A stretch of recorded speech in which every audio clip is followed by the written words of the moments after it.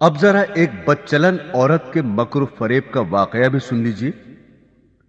بنی اسرائیل کے یہاں ایک پہاڑ تھا جسے وہ بڑی عظمت والا سمجھتے تھے اور اس کی بڑی عظمت و توقیر کرتے تھے، اور اگر کسی بات کا فیصلہ کرتے وقت قسم کھانے کی نوبت آتی تو اس پہاڑ پر چڑھ کر قسم کھاتے اور اسے وہ سچا سمجھ لیتے۔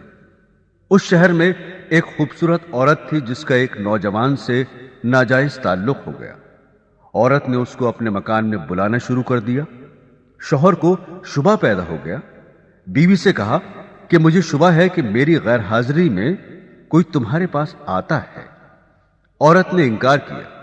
شوہر نے کہا اگر تو سچی ہے تو پہاڑ پر چڑھ کر قسم کھا لے کہ تیرا کسی سے ناجائز تعلق نہیں ہے۔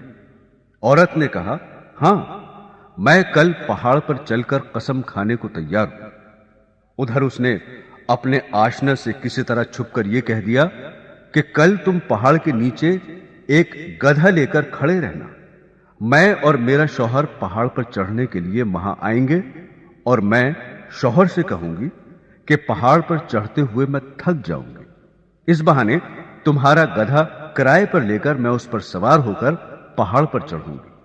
تم گدھے والے کے بھیس میں وہاں موجود رہنا اور گدھے پر مجھے سوار کر کے میرے ساتھ ساتھ چلنا۔ چنانچہ جب دوسرے روز میاں بیوی پہاڑ پر چڑھنے کے لیے گھر سے نکلے اور چلتے چلتے پہاڑ کے پاس پہنچے تو وہاں اس کا آشنا گدھے والے کے بھیس میں گدھا لیے کھڑا ہوا تھا۔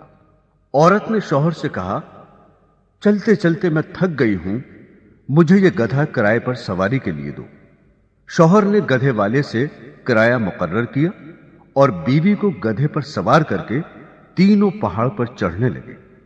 جب وہ جگہ آئی جہاں لوگ قسمیں کھاتے تھے تو اس مکار عورت نے اپنے آپ کو گدھے سے نیچے گرا دیا، اور اس گرنے میں اپنی رانے وغیرہ قابل سطر بدن بھی ننگا کر دیا، اور ایسی صورت پیدا کر دکھائی کہ شوہر نے یہی سمجھا کہ گدھے سے اتفاقاً گر گئی اور گرتے ہوئے اتفاقاً ننگی ہو گئی ہے۔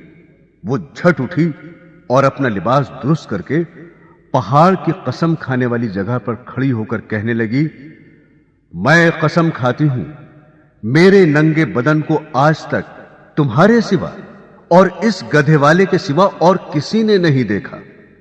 شوہر مطمئن ہو گیا کیونکہ اس نے یہ سمجھا کہ اس گدھے والے نے اسے گدھے سے گرتے ہوئے اس کا ننگا بدن اتفاقاً دیکھا۔